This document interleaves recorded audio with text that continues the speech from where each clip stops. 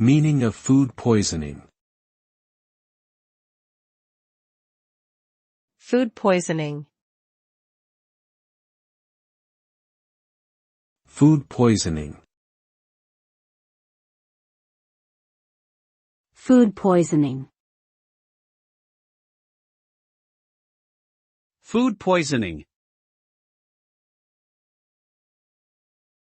Food poisoning is a condition that occurs when someone consumes food or drink that has been contaminated with harmful bacteria, viruses, or toxins. Symptoms typically include nausea, vomiting, diarrhea, stomach cramps, and fever. In some cases, more severe symptoms may occur such as dehydration, organ damage, and even death. The severity of the symptoms depends on the type of contaminant and the amount consumed. It is important to seek medical attention if someone experiences severe symptoms or if the symptoms persist for an extended period of time.